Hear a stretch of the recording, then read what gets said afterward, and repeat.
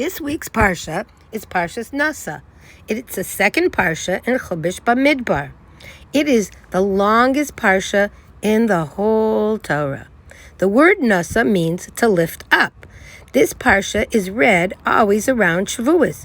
We receive the Torah and we are lifted up. We are holier than we were before. In last week's Parsha, Parshas Bamidbar, Hashem is counting all the Jewish people because He loves them so much. And at the end, He's counting the Leviim. Now we could see in this Parsha, we start off counting some of the Leviim. Now, here we have the lineage. There's Levi. He had 3 sons, Gershon, Kahas, and Merari. His middle son, Kahas, had a son, Amram. And who were Amram's 2 sons? Amram's 2 sons were Moshe and Aaron. Here we can see the lineage of all of them. Next, in last week's Parsha, at the end of the Parsha, we counted the family of Kahas. The family of Kahas was in charge of carrying the Aron and the Mishkan and the Menorah and the Shulchan in the Mishkan, the golden Mizbeach and the Mizbeach of copper. Before they could carry any of these things, Aaron and his sons covered them with 2 different cloths so they wouldn't come to touch them. That would be dangerous for them.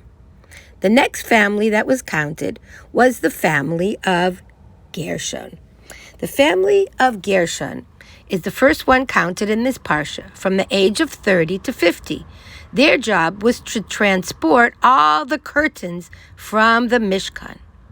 Then we have the family of Merari. They were also counted from the age of 30 to 50. This is the age of working in the Mishkan.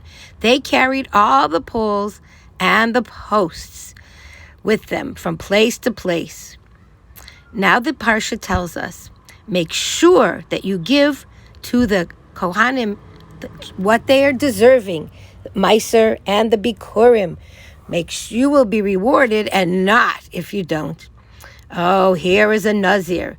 A Nazir decides, I'm going to be a Nazir at least for 30 days, and I will not eat anything made out of grapes or grape juice or even grape popsicles or even walk through a grape field.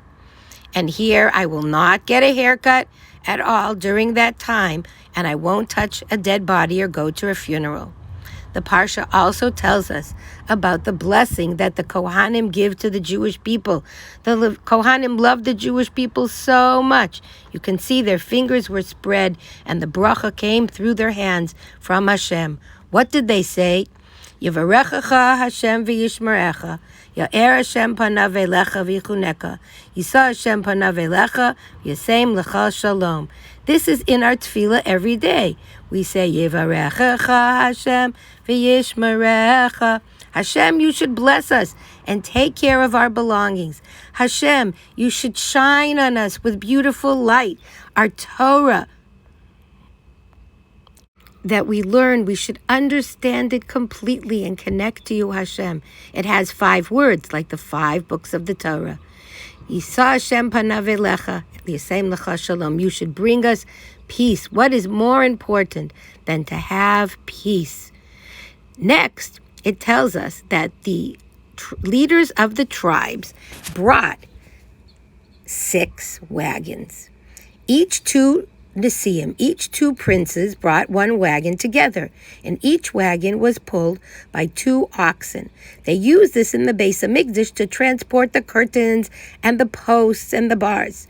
The Aron and the menorah and the kalim of the Beis HaMikdash were carried. They were too holy to be put into the wagons. Then the Nesiim brought presents. The first one was Nachshon ben Aminadav. First he bought a bowl, and then a basin. They were both filled with flour mixed with oil. Then a golden spoon filled with incense.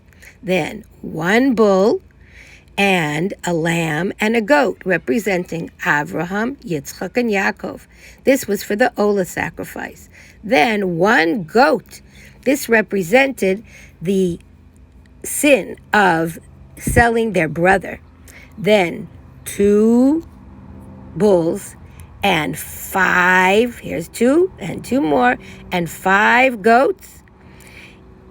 These were for the Shlomim sacrifice, the sacrifice of peace. And then 5 goats and 5 lambs. All of that was brought by each tribe. Starting on Rosh Chodesh Nisan, each one of the princes of the tribes would bring the present. They brought exactly the same present, but the Torah tells us the details over and over again, 12 times, of what each one brought to show how important each one's donation was. And each had something else in mind when they brought it.